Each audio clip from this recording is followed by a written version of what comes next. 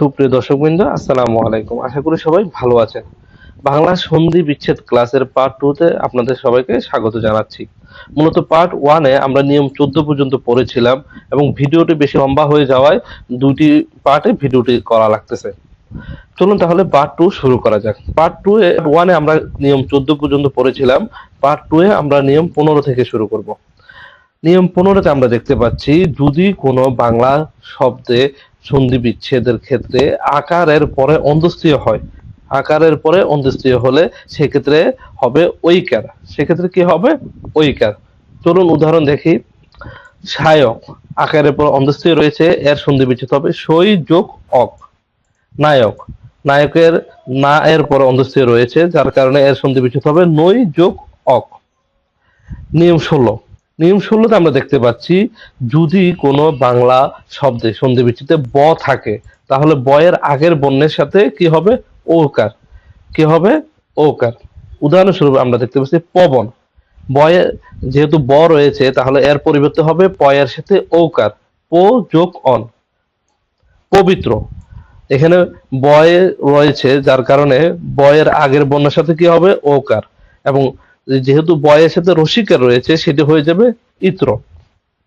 পবিত্র এর সন্ধি বিচ্ছেদ কি? প যোগ ইত্র। সবচাইতে গুরুত্বপূর্ণ, বেশি আসে পরীক্ষায়, চাকরি পরীক্ষায়, গবেষণা। গবেষণার সন্ধি বিচ্ছেদ আমরা যদি করি, তাহলে কি হবে? যেহেতু ব রয়েছে, বয়ের আগের বর্ণে কি হবে? ওকার হবে। তাহলে কি হয়? গো।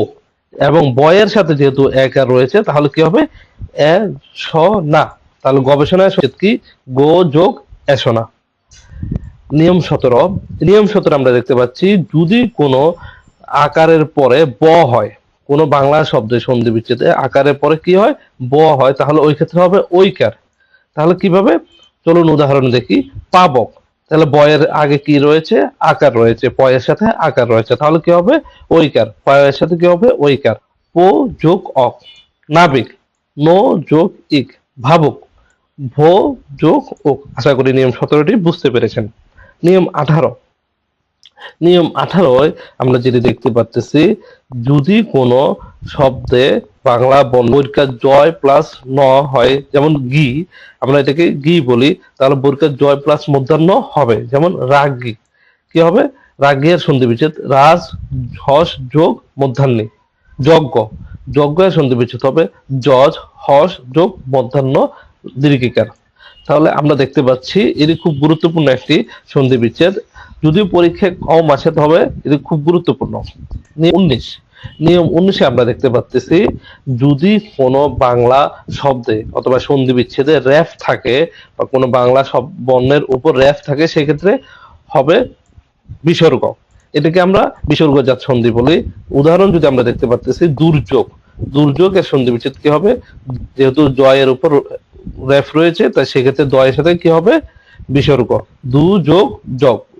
আবির্ভাব, আবি, যে যেই শব্দে যে বর্ণের উপর বিসর্গ থাকবে, তার আগের বর্ণের সাথে কি হবে? বিসর্গ হবে। যে বর্ণের উপর রেফ থাকবে, তার আগের বর্ণের সাথে বিসর্গ হবে। আবির্ভাব, আবির পরে হবে রেফ, মানে বিসর্গ প্লাস ভাব।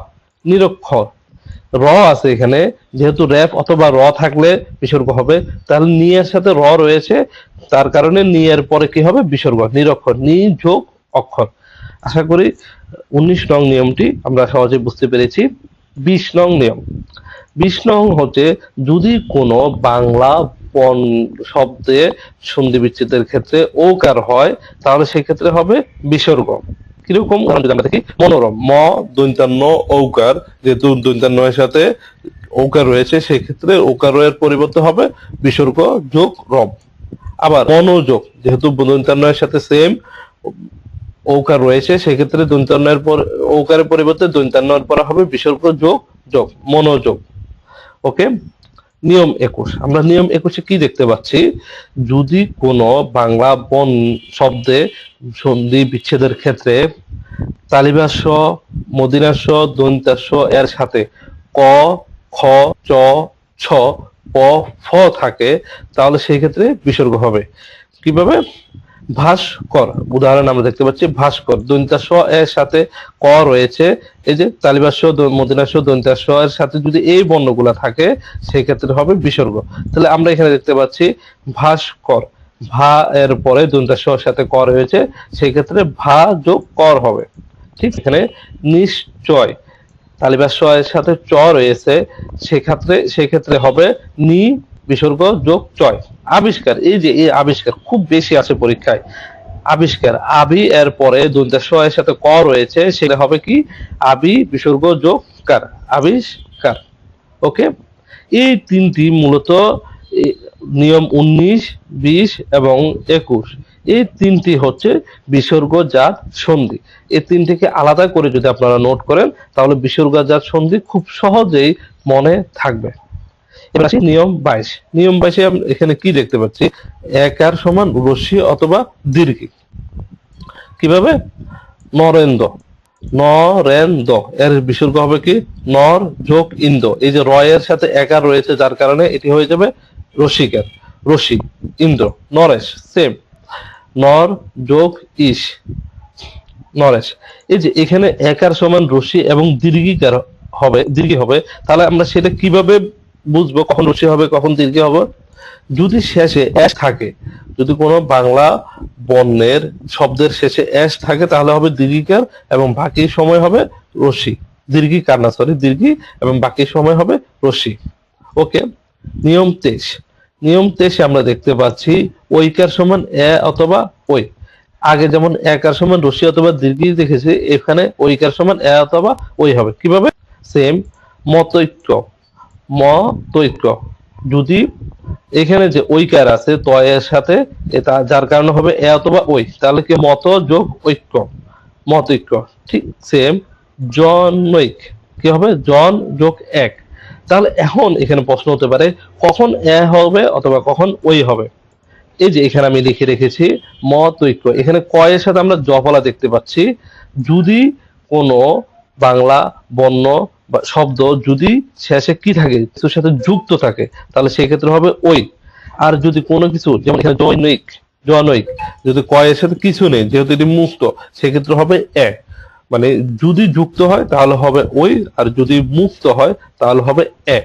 ওকে, নিয়ম 24। নিয়ম 24 আমরা দেখতেছি যদি ওইকার হয় তাহলে ও অথবা ওই হবে। ঠিক সেম আগের মতো, একার থাকলে যেমন রশ্মি অথবা দীর্ঘি, ওইকার থাকলে এ অথবা ওই, ঠিক সেম ওইকার থাকলে ও অথবা ওই। কিভাবে?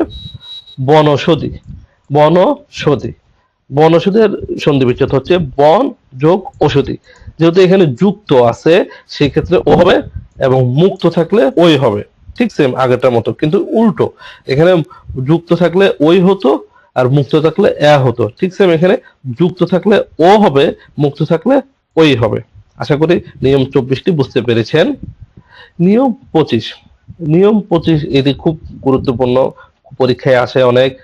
দীর্ঘিকার থাকলে, যদি কোনো বাংলা শব্দে সন্ধি বিচ্ছেদের মাঝে দীর্ঘিকার থাকে সেক্ষেত্রে হবে কি রশ্মি প্লাস রশ্মি, রশ্মি প্লাস দীর্ঘি, দীর্ঘি প্লাস দীর্ঘি, অথবা দীর্ঘি প্লাস রশ্মি। কিভাবে? আমরা উদাহরণ দেখি। রবীন্দ্র, এখানে আমরা দেখতে পাচ্ছি রবি, যেহেতু মাঝখানে ব এর সাথে দীর্ঘিকা রয়েছে, তাহলে রবীন্দ্রের সন্ধি বিচ্ছেদ হচ্ছে রবি যোগ ইন্দ্র। এখন আমি যে এখানে রশ্মি প্লাস রশ্মি দিয়েছি, ঠিক সেম এখানে ব এর সাথে যে রশ্মি রয়েছে, রশ্মি যোগ রশ্মি।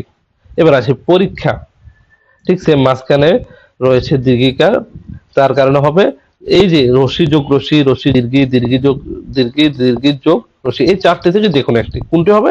এখানে দেখতে পাচ্ছি আমরা র এর সাথে রশ্মিকা রয়েছে প্লাস দীর্ঘি, তাহলে এটা হচ্ছে কি রশ্মি প্লাস দীর্ঘি। নিয়ম 26। নিয়ম 26 ঠিক সেম, যদি ঔকার হয় তাহলে কি হবে? এখানে দীর্ঘিকা যেহেতু রশ্মি প্লাস রশ্মি, ঠিক সেম ঔকার হলে কি হবে? রস্যু যোগ রস্যু, রস্যু যোগ রস্যৌ।